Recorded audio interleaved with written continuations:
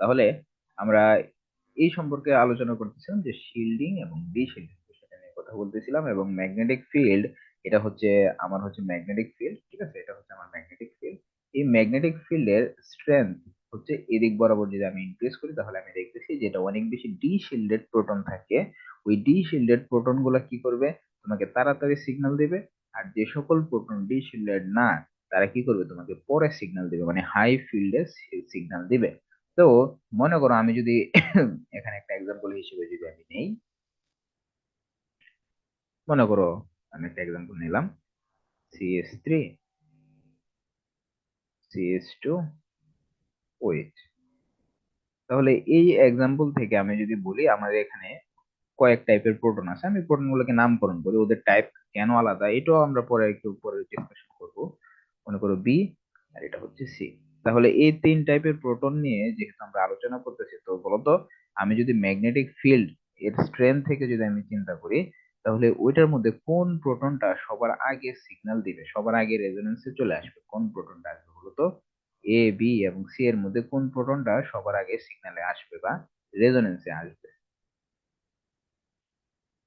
বলতো কোনটা আসবে? সি। সি না, সি প্রোটনটা কেন আসবে রেজোনেন্সে?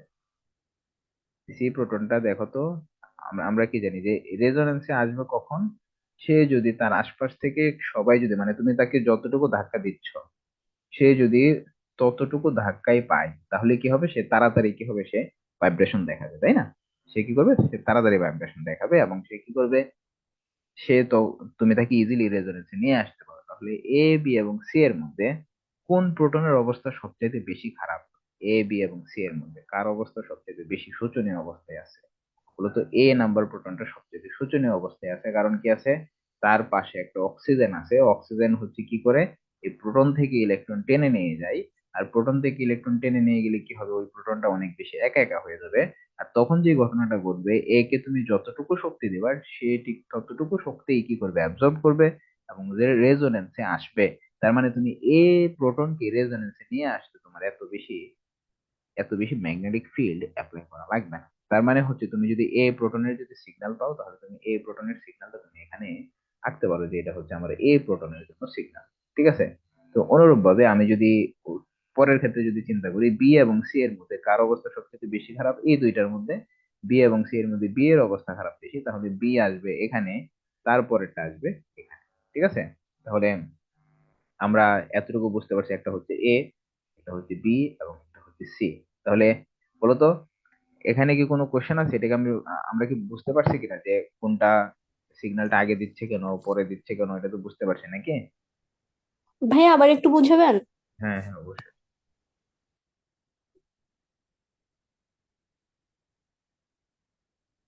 ওকে, তাহলে আমরা বলতেছিলাম যে সিগন্যাল আমরা কোথায় পাবো, কে তাড়াতাড়ি সিগন্যাল দিবে, সেটা তোমার প্রিসিশনাল ফ্রিকোয়েন্সি, আমরা পড়ছিলাম না প্রিসিশনাল ফ্রিকোয়েন্সি, সেই প্রিসিশনাল ফ্রিকোয়েন্সির উপর ডিপেন্ড করে। তাহলে প্রিসিশনাল ফ্রিকোয়েন্সি কি, সে এভাবে ভাইব্রেট করবে, তাই তো, তার ফ্রিকোয়েন্সির সাথে তুমি বাইরে থেকে যে লাইট দিচ্ছ অথবা তুমি যে ম্যাগনেটিক ফিল্ড দিচ্ছ, ওকে যদি ম্যাচ করে ফেলতে পারো, তাহলে সে কি করবে, রেজোনেন্সে চলে যাবে, তাই তো? তো এখন দেখো রেজোনেন্সে যাবে কি না, সেটা আমরা দেখছিলাম যে আমরা যদি ইলেকট্রন থাকে, ইলেকট্রনের ঘূর্ণনের ফলে কি হয়, সে একটা এমন একটা ম্যাগনেটিক ফিল্ড তৈরি হয়, যার কারণে কি হয়, তুমি বাইরে থেকে যদি ম্যাগনেটিক ফিল্ড অ্যাপ্লাই করো তাহলে সে তাকে বাধা দেয়। কারণ এই যে আমরা এখানে পড়ছিলাম যে এখানে হচ্ছে নর্থ পোল, ঠিক আছে, এখানে হচ্ছে সাউথ পোল। তো নর্থ পোল এবং সাউথ পোলের মধ্যে যদি তোমার এমন কোনো একটা সিচুয়েশন তৈরি হয় যেখানে ইলেকট্রন ঘুরতেছে, ঠিক আছে, এটা হচ্ছে নিউক্লিয়াস, মনে করো নিউক্লিয়াসের চারপাশে মনে করো ইলেকট্রন ঘুরতেছে, তাহলে নিউক্লিয়াসের চারপাশে যখন ইলেকট্রন ঘুরতে থাকবে, এই নিউক্লিয়াসের চারপাশে যখন ইলেকট্রন ঘুরতে থাকবে, তখন কি ঘটনা ঘটবে, সে যদি এইভাবে যদি ঘুরে, দেখো সে কি করতেছে, এইভাবে ঘুরতেছে, তাই না? এইভাবে গুলো আমার যে থাম, সেটা বলতো কোন পোল নির্দেশ করে, আমরা জানি যখন প্রোটনের ক্ষেত্রে চিন্তা করি তখন আমার থাম হচ্ছে নর্থ পোল, আর যখন ইলেকট্রনের ক্ষেত্রে যখন চিন্তা করি আমার যে থাম, সেটা হচ্ছে সাউথ পোল নির্দেশ করে। তাহলে এখানে যখন ইলেকট্রন যখন রোটেট করবে, তখন দেখো এটাকে দেখো এভাবে যদি রোটেট করো, তুমি এভাবে যদি রোটেট করো, দেখো আমার থাম হচ্ছে এই দিক বরাবর, তার মানে হচ্ছে এই দিক বরাবর সাউথ পোল। আমি বুঝতেছি যে এই নিউক্লিয়াসের এই দিক হচ্ছে সাউথ পোল, এবং এই নিউক্লিয়াসের এই দিকটা তাহলে হবে নর্থ পোল। তার মানে আমি বুঝতেছি যে আমার এখানে কি আছে, আমার এখানে ম্যাগনেটিক ফিল্ড ছিল, এখানে নর্থ পোল ছিল, এখানে কি ছিল, সাউথ পোল ছিল। তার মানে কি এখানে যে আমার নিউক্লিয়াস আছে, নিউক্লিয়াসের বাইরে যে ইলেকট্রন আছে তার ঘূর্ণনের জন্য দেখো এখানে একটা নর্থ পোল তৈরি হয়েছে, এখানে একটা সাউথ পোল তৈরি হয়েছে।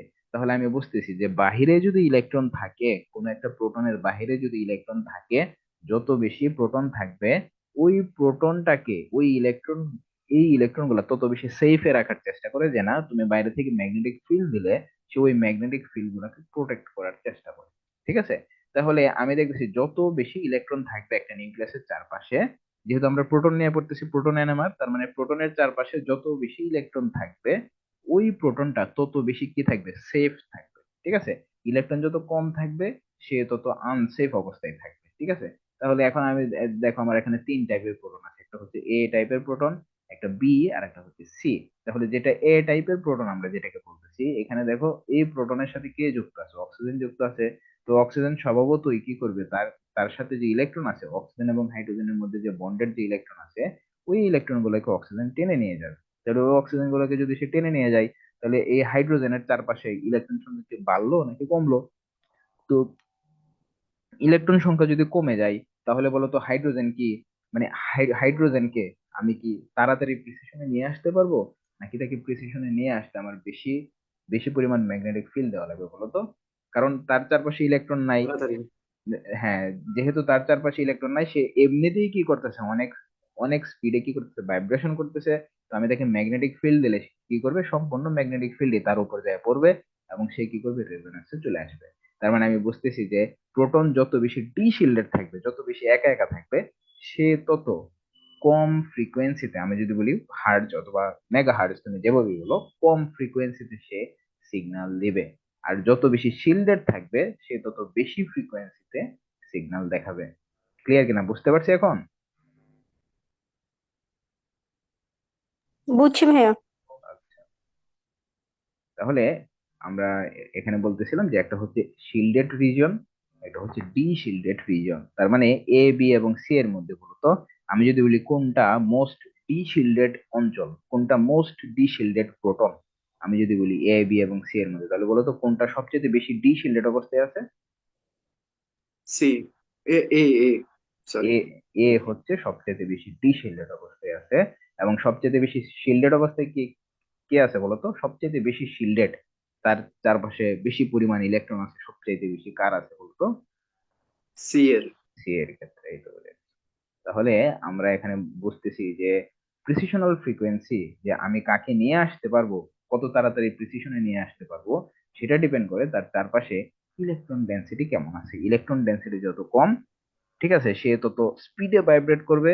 তাকে প্রিসিশনে নিয়ে আসতে অথবা রেজোনেন্সে নিয়ে আসতে আমার তত কম এফোর্ট দেওয়া লাগে। ঠিক আছে, নাড়াচড়া যত বেশি হবে, আমার ফ্রিকোয়েন্সিতে নিয়ে তাকে রেজোনেন্সে নিয়ে আসতে আমার তত কম এফোর্ট দেওয়া লাগবে। জাস্ট এতটুকু মনে রাখলেই হবে। ঠিক আছে, আমরা প্রিডিক্ট করতে পারবো অনেক কিছু। আচ্ছা, তাহলে আমরা আশা করি এই জিনিসটা আমরা, ভাইয়া, হ্যাঁ।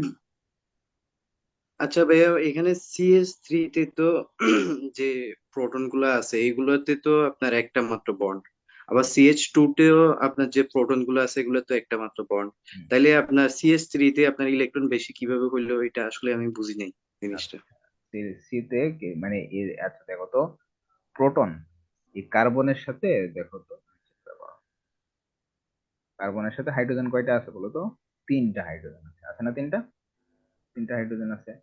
আর পরের কার্বনটার সাথে, আমি যদি পরেরটা কি বলি, CH2 তে দেখো কার্বনের সাথে হাইড্রোজেন কয়টা আছে, দুইটা হাইড্রোজেন।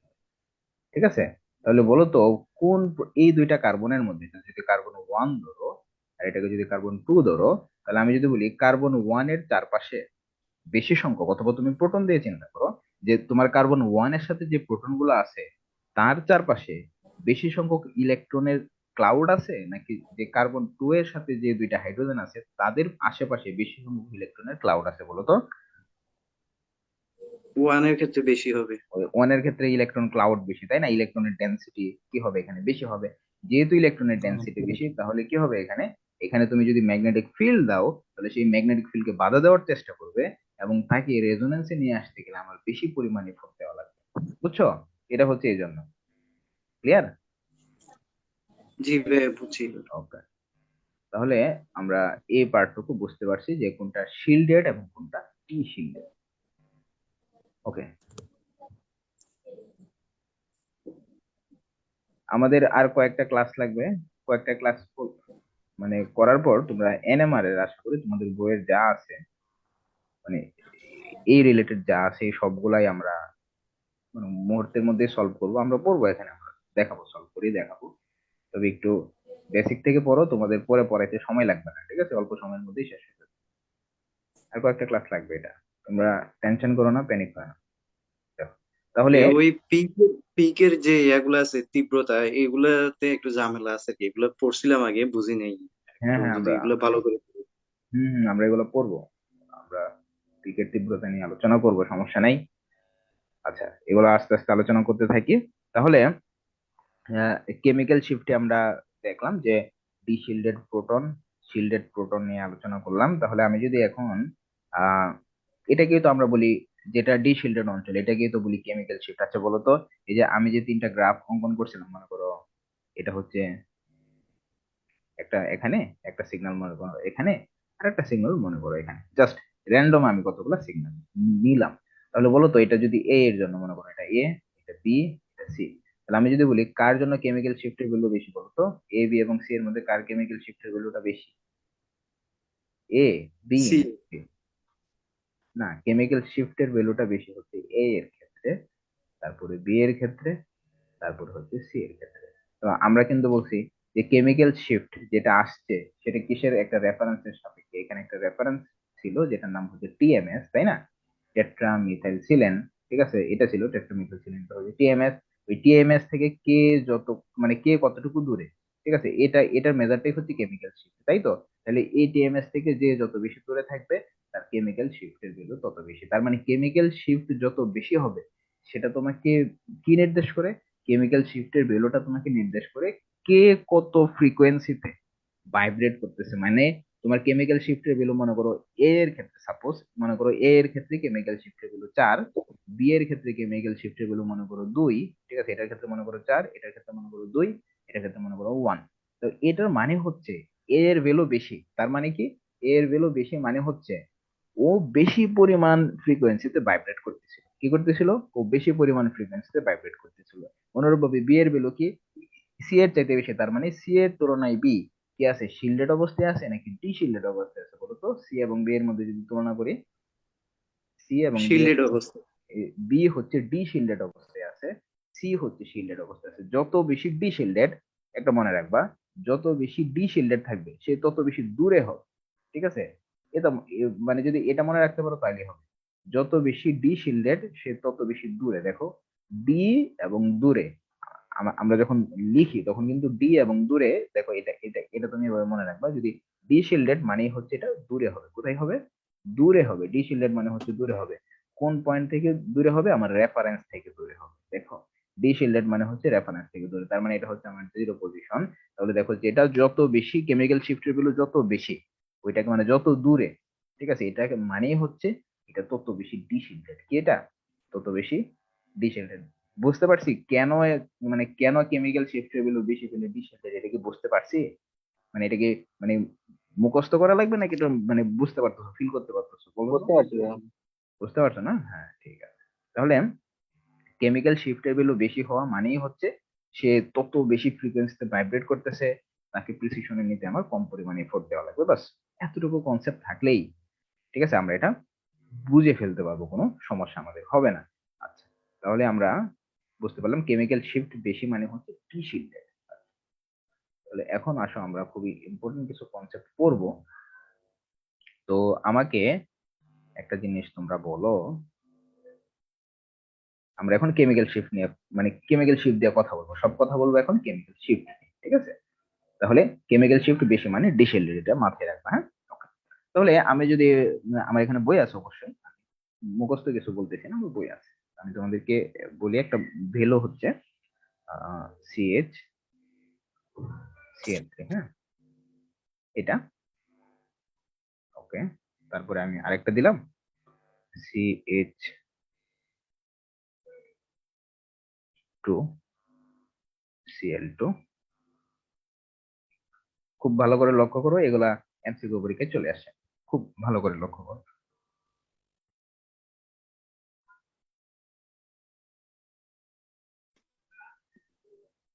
এই যে এই তিনটার মধ্যে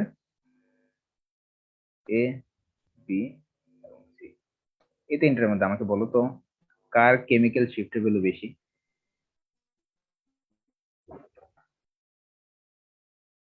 এই তিনটার মধ্যে এ, বি এবং সি আমার কাছে তিনটা অপশন দেওয়া আছে। কেমিক্যাল শিফটের ভ্যালু এ কত হবে। সেটা কি হবে? এ হবে।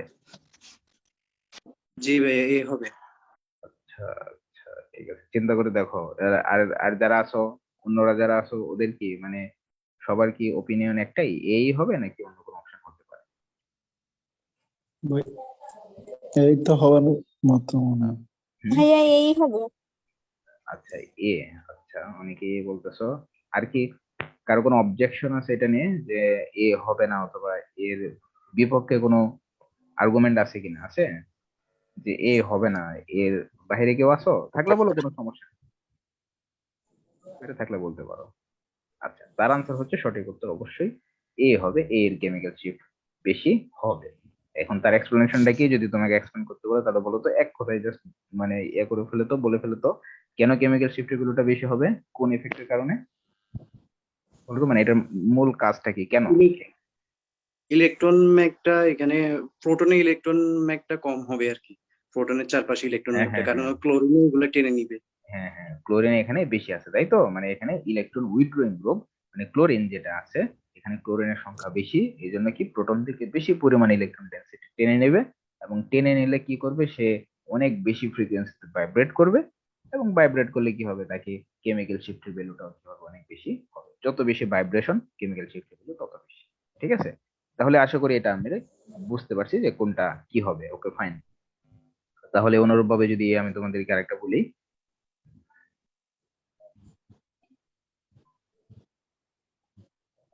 এটা যদি বলি CH2Br, হুম, এটা তোমাদেরকে বললাম, আর একটা বন্ড আছে বললাম, এটাকে আমরা বলি যদি CH2 আয়োডাইড। বলো তো কি কেমিক্যাল শিফটের ভ্যালু কার কম বেশি হবে? খুবই সিম্পল, পারবা। CH2Br এর বেশি হবে। হ্যাঁ, CH2Br এর কেমিক্যাল শিফটের ভ্যালু বেশি হবে, এই তো।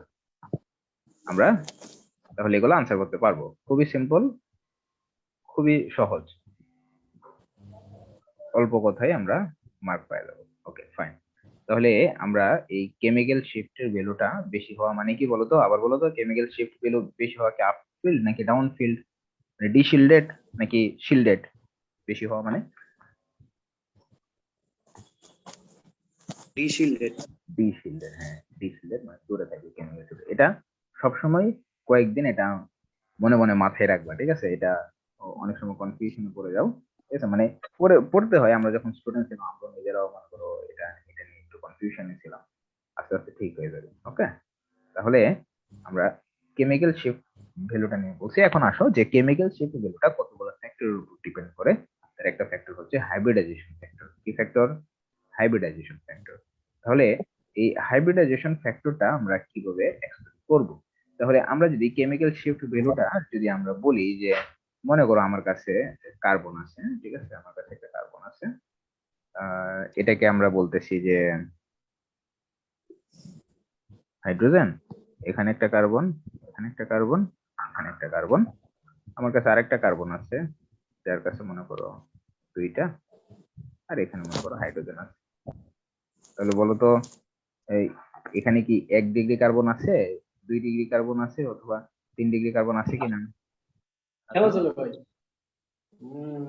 ভাই এখানে বড় তুমি লেখাপড়া এখানে করতেছো। এখানে 1 ডিগ্রি, 2 ডিগ্রি এবং 3 ডিগ্রি আমরা করবো না।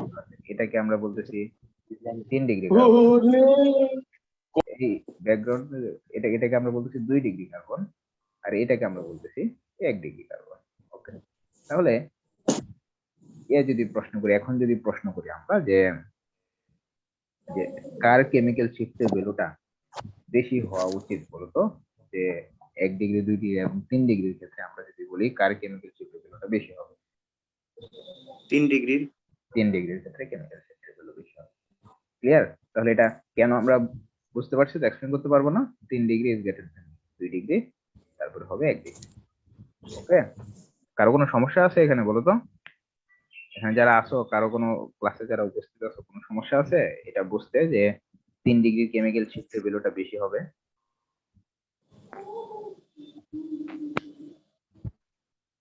ওকে, তাহলে এটা আসো এখন দেখি আমরা যদি ইয়া যেহেতু পড়তেছি, আমরা যেহেতু হাইব্রিডাইজেশন করতেছি, আমরা হাইব্রিডাইজেশনের আরেকটা কনসেপ্ট করবো, সেটা হচ্ছে আমরা কিছুক্ষণ আগে দেখলাম sp3 হাইব্রিডাইজেশন, এখন আমরা দেখবো sp2 হাইব্রিডাইজেশন। তাহলে sp3 এবং sp2 আমরা যদি এই দুইটার সাথে যদি আমরা তুলনা করি, sp3 হাইব্রিডাইজেশনের সাথে sp2 হাইব্রিডাইজেশনের আমরা যদি তুলনা করি, যে কোন ক্ষেত্রে কেমিক্যাল শিফটের ভ্যালুটা বেশি হতে পারে, যে sp3 এবং sp2 এর সাথে আমি তুলনা করবো, ঠিক আছে, এই দুইটা আমি তুলনা করবো। তো এটা তুলনা করতে গেলে দেখো তো, মানে কেমিক্যাল শিফটের ভ্যালুটা আসলে মানে মেইন যে ফ্যাক্টরটার উপর ডিপেন্ড করে সেটা হচ্ছে ইলেকট্রনকে কে কে টেনে নিচ্ছে, কোন গ্রুপগুলো ইলেকট্রনকে টেনে নিচ্ছে, মানে ইলেকট্রনের অ্যাভেলেবিলিটি অথবা ইলেকট্রন ক্লাউড কার কাছে কতটুকু আছে এটার উপর ডিপেন্ড করতেছে। তাহলে দেখো তো, আমি যদি বলি sp3 হাইব্রিডাইজেশনে এস ক্যারেক্টার কত পার্সেন্ট, আমরা যদি এস ক্যারেক্টার হচ্ছে 25%, তাই না? এস ক্যারেক্টার হচ্ছে, তাই তো, এস ক্যারেক্টার হচ্ছে 25%। আর যদি sp2 এর ক্ষেত্রে আমরা যদি, তাহলে এস ক্যারেক্টার হচ্ছে 33.33%, তাই না? এরকম। তাহলে আবার যদি sp হাইব্রিডাইজেশনের ক্ষেত্রে আমরা যদি দেখি, sp হাইব্রিডাইজেশনের ক্ষেত্রে, তাহলে sp হাইব্রিডাইজেশনের ক্ষেত্রে প্রায় 50%, তাই না? তো এখন ঘটনা হচ্ছে মূলত এস ক্যারেক্টার যদি বেশি হয় তাহলে কি কেমিক্যাল শিফটের ভ্যালুটা কি কম হবে নাকি বেশি হবে? এটা এটা জাস্ট একটু চিন্তা করো। এস ক্যারেক্টার যদি বেশি হয়, এস এর পার্সেন্টেজ মনে করো কম বেশি হচ্ছে, তো এই ক্ষেত্রে কেমিক্যাল শিফটের উপর কি ইফেক্ট পড়তে পারে? যদি এস ক্যারেক্টার বেশি হয় তাহলে আমরা তো জানি যে আমাদের নর্মাল কনসেপ্ট থেকে আমরা জানি এস ক্যারেক্টার বেশি মানে এস বেশি মানে হচ্ছে কি সে নিউক্লিয়াসের কাছাকাছি। তো এস বেশি মানে নিউক্লিয়াসের কাছাকাছি যেহেতু, কারণ এস হচ্ছে স্পেরিক্যাল ইন শেপ, ঠিক আছে, তাহলে এস ক্যারেক্টার বেশি মানে হচ্ছে নিউক্লিয়াসের সে কাছাকাছি আছে। তাহলে এস ক্যারেক্টার যদি বেশি হয় এটার মানে হচ্ছে ওই নিউক্লিয়াস তার সাথে যে ইলেকট্রন গুলা থাকে ইলেকট্রন গুলাকে ইজিলি অ্যাট্রাক্ট করতে পারে। তাহলে sp2, sp এবং sp3 এর ক্ষেত্রে ইলেকট্রনের প্রতি কার আকর্ষণ বেশি হবে, sp2 নাকি sp3 এর? আমরা যদি বলি, বলতো কার আকর্ষণটা বেশি হবে? এসপি হবে। sp এর ক্ষেত্রে আকর্ষণটা বেশি হবে। তো sp এর ক্ষেত্রে আকর্ষণ যদি বেশি হয় তাহলে ওর কেমিক্যাল শিফটের ভ্যালু কম হওয়ার কথা নাকি বেশি হওয়ার কথা? বলতো, ইলেকট্রন টেনে কম নিয়ে হওয়ার যাচ্ছে, কথা। ইলেকট্রন কম টেনে নিয়ে কম যাচ্ছে। হওয়ার না, ইলেকট্রন টেনে নিলে তো কেমিক্যাল শিফট কি হওয়ার কথা? কেউ যদি ইলেকট্রন টেনে নেয়, মনে করি ইলেকট্রন তোমার কাছ থেকে কেউ টেনে নিচ্ছে, তাহলে কি ঘটনা হবে? তাহলে ইলেকট্রন যদি তোমার কাছ থেকে টেনে নেয়, কি করবে? সে অনেক দ্রুত ভাইব্রেশন দেখাবে, তাই না? কারণ ইলেকট্রন থাকলে কি করবে সে, তুমি যদি তাকে ধাক্কা দাও, ম্যাগনেটিক ফিল্ড দাও, সে তোমাকে বাধা দেওয়ার চেষ্টা করবে। ইলেকট্রন আছে, সে তোমাকে বাধা দেওয়ার চেষ্টা করবে। এখন ইলেকট্রন নাই, তুমি টেনে নিয়ে যাচ্ছ, তাহলে সে কি করবে না, সে তোমাকে বাধা দিতে পারবে না, তার ভাইব্রেশন বেশি হবে। তার মানে কি কেমিক্যাল শিফট কি কম হবে নাকি বেশি হবে? বলতো। বেশি বেশি হবে। হবে। বেশি হবে। তাহলে এই sp3, sp2 ওদের মধ্যে, এই দুইটার মধ্যে sp এর ক্ষেত্রে আমি আসতেছি, কারণ sp এর ক্ষেত্রে ব্যতিক্রম আছে, আমরা খুব একটু গুরুত্বপূর্ণ কনসেপ্ট এখন পড়বো। তাহলে sp3 এবং sp2 এর মধ্যে বলতো কার কেমিক্যাল শিফটের ভ্যালু বেশি হবে? sp2 এবং sp এর মধ্যে কার কেমিক্যাল শিফটের ভ্যালু বেশি হবে? আমি যদি জাস্ট এই এই দুইটার তুলনা করি, sp3 এবং sp2, ওদের ক্ষেত্রে যদি আমি তুলনাতে যাই, তাহলে কার কেমিক্যাল শিফটের ভ্যালুটা বেশি হওয়ার কথা বলতো? এসপি sp2 কোডটা বেশি হওয়ার কথা না ভাইয়া? হ্যাঁ, sp2 এর জন্য বেশি হওয়ার কথা, sp2 এর জন্য অবশ্যই বেশি হওয়ার কথা, কারণ s ক্যারেক্টার বেশি, ইলেকট্রন টেনে নিয়ে যাচ্ছে, এখানে যে প্রোটন থাকবে সে অনেক দ্রুত গতিতে ভাইব্রেশন করবে, কারণ এখানে তাকে তুমি যে বাইরে থেকে যে ধাক্কা দিচ্ছ ওইটাকে আটকানোর মধ্যে কেউ নেই। তোমার বাইরের ধাক্কাটাকে মিনিমাইজ করতে পারবে শুধুমাত্র ইলেকট্রন। ইলেকট্রন যত বেশি থাকবে, তোমার তোমার তুমি যে বাইরে থেকে যে ফোর্স প্রয়োগ করতেছো, ম্যাগনেটিক ফোর্স বা তুমি ধাক্কাই বলো, বাইরে থেকে যে ধাক্কা প্রয়োগ করতেছো সেটাকে মিনিমাইজ করবে, তাকে বাধা দিবে। তার মানে ইলেকট্রন না থাকলে কেউ বাধা দিতে পারবে না, ঠিক আছে? তাহলে তুমি অনেক দূরে সরে যাবে, তাই তো, কেমিক্যাল শিফটের গুলো বেশি হবে, এভাবে মনে রাখতে পারো। তাহলে এই কনসেপ্ট থেকে আমরা বলতে পারি যে sp2 এর যেহেতু কেমিক্যাল শিফট ভ্যালু বেশি, মনে করো sp2 এর ক্ষেত্রে মনে করো কেমিক্যাল শিফট ভ্যালু 5 সাপোজ, তাহলে বলো তো sp এর ক্ষেত্রে কেমিক্যাল শিফট ভ্যালু কি 5 হওয়ার কথা নাকি তার চেয়ে বেশি হওয়ার কথা? কি হওয়ার কথা sp এর ক্ষেত্রে? বেশি। sp এর ক্ষেত্রে অবশ্যই গ্রেটার দেন 5 হওয়ার কথা, তাই না? তো sp এর ক্ষেত্রে গ্রেটার দেন 5 হচ্ছে, কিন্তু বাস্তবে যেটা দেখা যায় এসপি এর ক্ষেত্রে এটা হচ্ছে একটা ব্যতিক্রম দেখা যায়, অ্যানোমালি লক্ষ্য করা যায়। এসপি এর ক্ষেত্রে সেটা হচ্ছে কেমিক্যাল শিফট গুলো 2 থেকে 3-এর মধ্যে দেখা যায়, ঠিক আছে, মানে আগের গুলোতে বেশি। এই যে মনে করো sp2 এর ক্ষেত্রে এটা হচ্ছে 6 থেকে মনে করো 5 থেকে 4 থেকে 5, অ্যাকচুয়ালি 4 থেকে 5-এর মধ্যে থাকে। কিন্তু এসপি এর ক্ষেত্রে আবার এটা 2 থেকে 3-এর মধ্যে চলে আসে। তো এটা আবার কি ধরনের কথা, তাই তো? কেমিক্যাল শিফট গুলো তাহলে বলো তো, আচ্ছা এতটুকু ইনফরমেশন থেকে আমি কি জানি? মনে করো sp2 এর ভ্যালু হচ্ছে 4.5, মনে করো 4 থেকে 5, আর এসপি এর ভ্যালু হচ্ছে 2 অথবা 3। তাহলে আমি যদি বলি কে বেশি শিল্ডেড অথবা কে বেশি ডি শিল্ডেড, বলতো যে sp2 নাকি এসপি? এসপি। এসপি। এসপি কি শিল্ডেড নাকি D shielded? SP D shielded. D shielded মানে দূরে, মানে অনেক দূরে আছে, ঠিক আছে। ডি শিল্ডেড মানে দূরে, মানে শিল্ডেড বেশি হবে। দূরে, তাহলে শিল্ডেড, তাই তো? এই যে এই কথাটা মাথায় রাখবা, ডি শিল্ডেড মানে হচ্ছে দূরে আছে, ঠিক আছে। ডিফারেন্স। ডি শিল্ডেড মানে হচ্ছে দূরে আছে, ওকে ফাইন। ডি শিল্ডেড মানে দূরে, ওকে। তাহলে আমরা যে এসপি এর ক্ষেত্রে আমার আমরা কাছে বিষয়টা আরেকবার বলেন, আমি ওই যে লেটে জয়েন করছি, বুঝতে পারতেছি না। কোনটা কোনটা শিল্ডেড আর কি বললো তুমি? ওই যে দূরে কাছে কি বলছেন যেন, ও ওটা আচ্ছা, বুঝলাম না। এটা আমি বলতেছিলাম যে এটা হচ্ছে আমাদের কি ছিল, রেফারেন্স টিএমএস, তাই না? এটা কি ছিল আমাদের রেফারেন্স, একটা আমরা কিন্তু ধরে নিয়েছিলাম টিএমএস, তাই তো? তো টিএমএস থেকে কে কত বেশি দূরে, এটাকে আমরা কেমিক্যাল শিফট আকারে প্রকাশ করি। তো টিএমএস থেকে কেউ যদি এতটুকু হয়, তাহলে এটার জন্য একটা কেমিক্যাল শিফট, এটার জন্য একটা কেমিক্যাল শিফট, এটার জন্য একটা কেমিক্যাল শিফট, তার মানে সবার জন্যই মানে আলাদা আলাদা করে কেমিক্যাল শিফট জানি আমরা। তাহলে দেখো তো, আমি যদি বলি যে যত বেশি টিএমএস এর যত বেশি কাছাকাছি থাকবে, আমরা ওদের যত বেশি দূরে থাকবো, মনে করো এখান থেকে যত বেশি দূরে, এখান থেকে ডিস্টেন্স যত বেশি, এটাকে আমরা বলি ডাউন ফিল্ড বা ডি শিল্ডেড। কি বলি এটাকে? ডাউন ফিল্ড, ঠিক আছে। আমরা গত ক্লাসে বলছিলাম এটা হচ্ছে down field.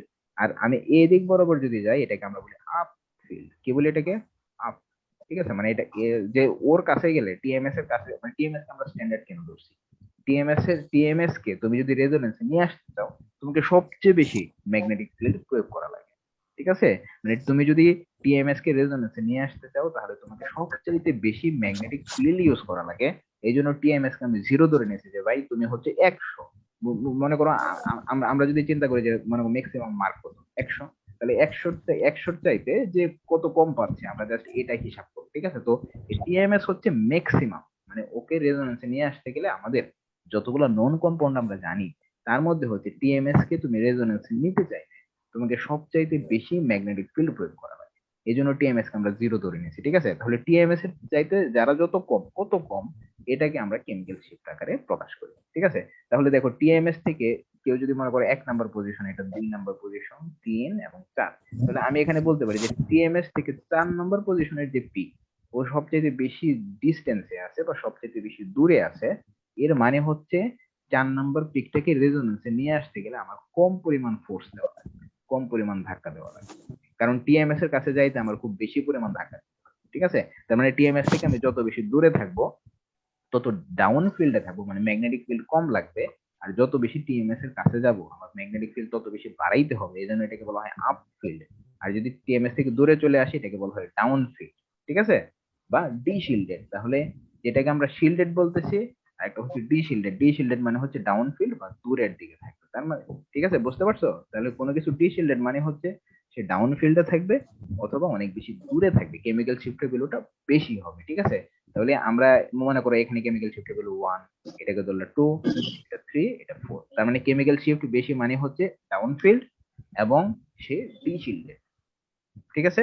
Down field D shielded, down field D shielded, এভাবে মনে রাখবো যে ডাউন ফিল্ড হলেই সেটা ডি শিল্ডেড, ঠিক আছে। ওকে, তাহলে আশা করি আমরা এতটুকু পার্ট বুঝতে পারছি। তাহলে এই যে এখন প্রশ্নটা, আমি কি প্রশ্নটা করতেছিলাম, প্রশ্নটা হচ্ছে লজিক্যালি যে sp2 এর চাইতে, sp2 এর চাইতে sp এর কেমিক্যাল শিফটের ভ্যালুটা কি হওয়ার কথা? অনেক বেশি হওয়ার কথা ছিল। কারণ কি, এটা অনেক বেশি ডি শিল্ডেড অবস্থায় থাকে, তাই না? এসপি মানে হচ্ছে এস ক্যারেক্টার বেশি, ইলেকট্রন টেনে নিচ্ছে, তার মানে সে অনেক দূরে সরে যাবে, ডি শিল্ডেড অবস্থায় থাকবে বা ডাউন ফিল্ডে থাকবে। তার মানে হচ্ছে এখানে গ্রেটার দেন 5 হওয়ার কথা, কিন্তু আসলে এটা গ্রেটার দেন 5 হয় না, এটা কম হয়ে যায়। তো কেমিক্যাল শিফটের ভ্যালু থেকে তোমাকে জাস্ট আইডেন্টিফাই করতে হবে কোনটা শিল্ডেড, কোনটা ডি শিল্ডেড। তাহলে এই দুইটার মধ্যে sp2 এবং sp এর মধ্যে, এই দুইটার মধ্যে আমি বলতে পারি যে sp এটা হচ্ছে শিল্ডেড, মোর শিল্ডেড, ঠিক আছে, SHEIL, ঠিক আছে, শিল্ডেড, মোর শিল্ডেড। আর এটা হচ্ছে ডি শিল্ডেড, ঠিক আছে, ডি শিল্ডেড মানে বেশি ডাউনফিল, ঠিক আছে, এটা হচ্ছে আমরা বলি ডি শিল্ডেড। তো এখন প্রশ্ন হচ্ছে, হওয়ার তো কথা ছিল উল্টা, তাই না, হওয়ার কথা ছিল উল্টা, যে এখন হয়ে গেল মানে ঘটনা হওয়ার কথা ছিল যে এসপি হবে ডি শিল্ডেড, SP2 হবে শিল্ডেড, কিন্তু এখন দেখতেছি যে এখানে পুরোটা মানে চেঞ্জ হয়ে গেছে, তাই না, ঘটনাটা রিভার্স হয়ে গেছে। তো ওই বিষয়টাকে এক্সপ্লেন করবো আমরা আজকে, নতুন একটা কনসেপ্ট, খুবই ইম্পর্টেন্ট কনসেপ্ট, তোমাদের পরীক্ষায় এটা আসার মতো কনসেপ্ট, সেটা হচ্ছে ম্যাগনেটিক অ্যানাইসোট্রপি। এটা বলতে আমরা কি বুঝি, খুবই মনোযোগ সহকারে শুনবা। ওকে, তাহলে আমরা দেখবো এখন ম্যাগনেটিক অ্যানাইসোট্রপি বলতে আমরা কি বুঝি। তাহলে ম্যাগনেটিক অ্যানাইসোট্রপি এই বিষয়টা বুঝতে গেলে, মনে করো সাপোজ আমার কাছে আচ্ছা একটা আমি ফিগার দেখি, ড্র করার চেষ্টা করি। আমার কাছে মাউস তো খুব বেশি সুন্দর হবে না, কিন্তু তোমরা বুঝে নিবা বিষয়টা কি। আমি বেঞ্জিন আঁকবো, হ্যাঁ,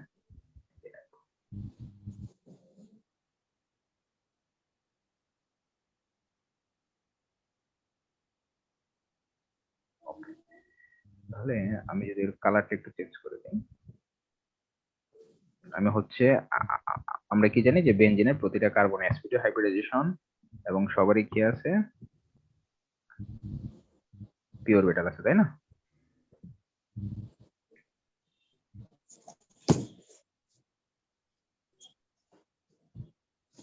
একটু তোমরা বুঝে নেবে বিষয়টা। আমি এ দিয়ে মাউস দিয়ে তো ভালো আঁকা যায় না। ওকে ফাইন, তাহলে এটাকে যদি আমি একটু কালার দিই, ঘটনাটা হচ্ছে এরকম। fine. আমি হচ্ছে উপরের গুলোকে বোঝানোর জন্য এই কাজটা করছি। তাহলে এটা বেনজিনের হ্যাঁ, বেঞ্জিনের জন্য আঁকলাম। তাহলে এখন যে জাস্ট জাস্ট হচ্ছে অরবিটালের পিকচারটা একটু দেখো। তাহলে বলো তো অরবিটালে কি আছে এখানে? আমরা তো জানি এখানে কি হবে, পাই বন্ডিং ইন্টারাকশন হবে, তাই তো, পাই বন্ড ফর্মেশন হবে।